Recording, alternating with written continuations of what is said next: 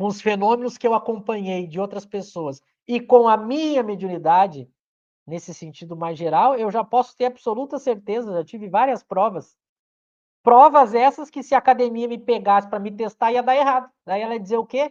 Que eu ia negar aqueles fenômenos que eu tive, aquelas provas que eu tive dos fenômenos que aconteceram com a minha mediunidade em nível lá, no nível genérico.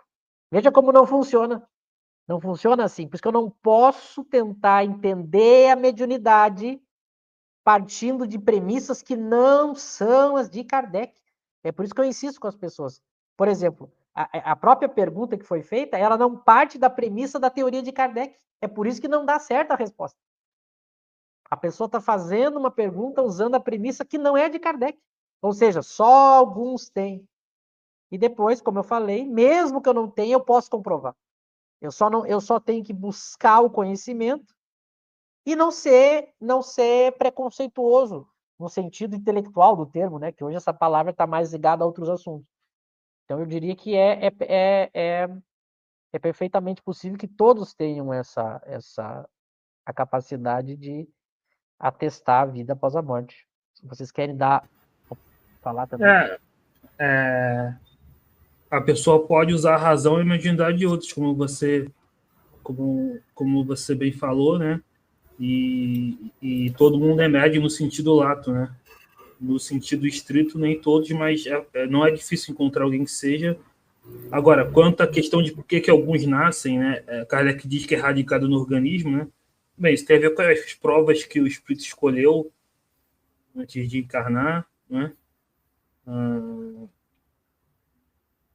Mas o próprio exemplo do Kardec comprova que você não precisa ter a mediunidade para comprovar através de outros médios e através da razão da experimentação. Passar para o José. Não, eu ia comentar isso também. O Michel lembrou bem quando Kardec diz que em uma família de 3, 4, 5 pessoas é difícil não ter um médium ali, né? Então, se a gente levar a sério essa proporção, existem muito mais médiuns do que a gente supõe. Muito mais. Dá essa falsa impressão de que existem poucos médiuns por um problema nosso. Nós não desenvolvemos a mediunidade, nós nos afastamos dos espíritos. Então fica a recomendação para quem mandou a mensagem, acho que é Silvia, né? Mandou a pergunta, para estudar o capítulo do desenvolvimento da mediunidade, né? No livro dos médiuns, em que Kardec recomenda o desenvolvimento da mediunidade. Você tentar obter as comunicações, pegar o papel e a caneta e se esforçar para tentar obter as comunicações. Só assim as pessoas vão descobrir que são médiuns. Vão descobrir se são médiuns. E aí, se essa prática começar a se proliferar entre os espíritas, não precisa ser nem entre os não espíritas, porque os próprios espíritas não fazem isso. Se a gente começar a proliferar essa prática entre os espíritas, a gente vai ver que existem muito mais médios do que a gente supõe, né? E só um comentário. É curioso como a gente vê por esse capítulo do desenvolvimento da mediunidade que Kardec comenta que no século XIX era praticamente uma febre, todo mundo querendo e tentando obter as comunicações, né? Era uma coisa impressionante, assim, o volume mesmo de pessoas querendo muito obter as comunicações, tentando desenvolver a mediunidade. E hoje, é curioso, a gente vê o cenário oposto, né? Você vê as pessoas não querendo desenvolver, não se preocupando com isso, e etc. Então, mudou bastante, né? Agora, só para não deixar passar rapidamente aquela questão que eu perguntei, voltando um pouco dos materialistas, eu fiz essa pergunta porque é uma dúvida realmente que eu tenho.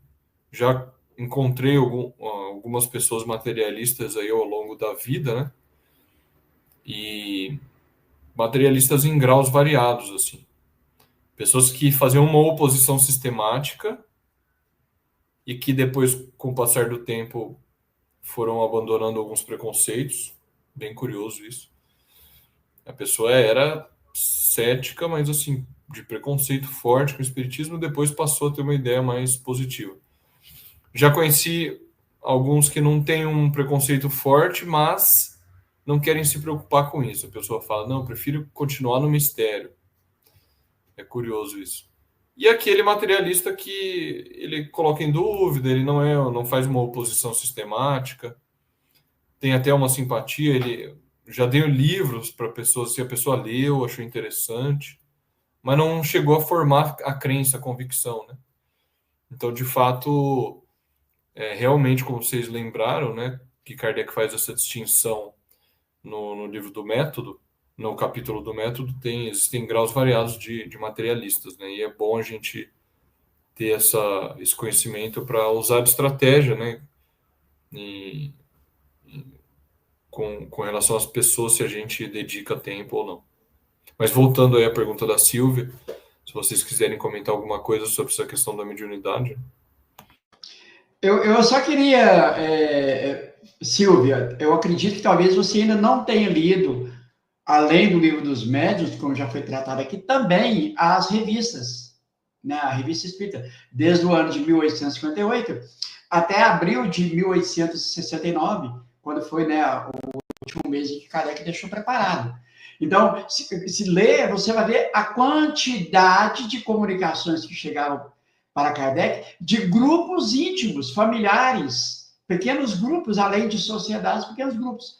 E eu posso aqui trazer para você, Silvia, caso você queira, Espiritismo nas prisões, que era um detento que se tornou médium dentro da cadeia, na prisão. Então, veja que, como já foi tratado, era uma prática comum, porque, vamos lembrar, mediunidade é uma lei natural. A comunicabilidade dos espíritos com o mundo físico é uma lei. Então, basta que a pessoa tenha uma boa vontade, uma firme vontade, e Kardec vai falar isso no desenvolvimento da mediunidade, que teve pessoas que levou ali, tipo, 6 meses, mas se tornou médium, porque ela se esforçou, ela quis.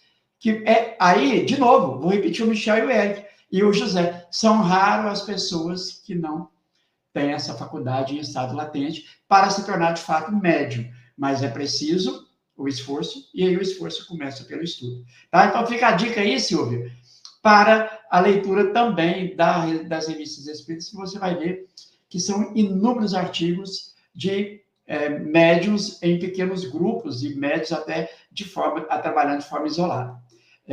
Devolvo aí para você, Eric. Exatamente, né? Kardec fala, toda família é difícil que não tenha um médium, toda família tem um médium, é difícil que não tenha. E Kardec diz no livro dos médiuns que é praticamente quase nenhum indivíduo, né? Poucas pessoas não têm algum rudimento, pelo menos, da mediunidade, né? Ele usa essa expressão. Então, enfim. Tem outras perguntas aqui. Você quer falar alguma coisa, Michel? Só para completar mais a segunda parte, então, que eu não tratei, sobre uma reformulação da pergunta, né? Acho que foi a Ana que perguntou. Então, por que algumas têm a faculdade e outras não têm, né? Vejam, a gente não sabe, a teoria espírita não sabe fisicamente o que causa a mediunidade, né? Kardec vai dizer que não se sabe o que causa a mediunidade.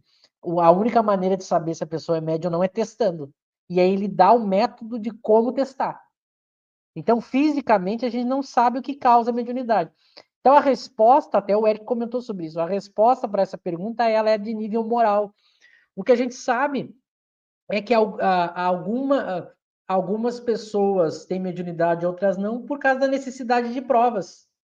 Como as pessoas têm necessidade de provas diferentes, algumas vão ter a faculdade, outras não. Agora, muito cuidado com como a gente enxerga a faculdade mediúnica. Esse é outro equívoco que as pessoas cometem. Porque a faculdade mediúnica não é mérito. Faculdade mediúnica não significa evolução do espírito.